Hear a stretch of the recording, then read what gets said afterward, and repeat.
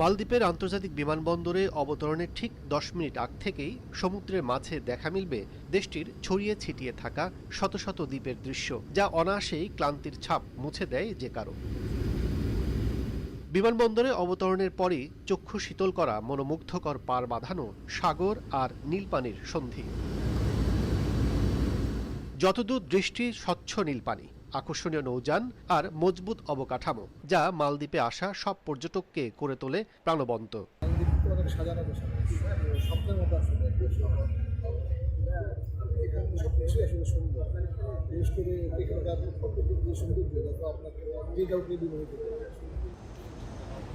সুন্দর অবকাঠামো আর পরিচ্ছন্ন সি বিচ সবই দৃষ্টিনন্দন।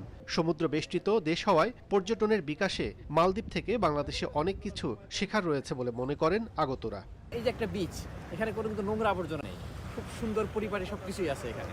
আমরা তো এরকম কিছু করতে পারি না। আমরা যদি আমাদের বাংলাদেশের আইল্যান্ডগুলোকে এইভাবে কাজে লাগাতে পারি, তাহলে আমাদের দেশেও পর্যটন আসবে এবং এই খাত থেকে আমরা প্রচুর টাকা ইনকাম করতে পারবো। মালদ্বীপ যদি পারে, আমরা পারবো না কেন?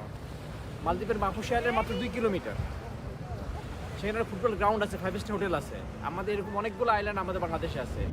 পর্যটনের বিষয়টি মাথায় রেখেই মালদ্বীপের যে কোনো স্থাপনা তৈরি করা হয় আকর্ষণীয় নকশায়।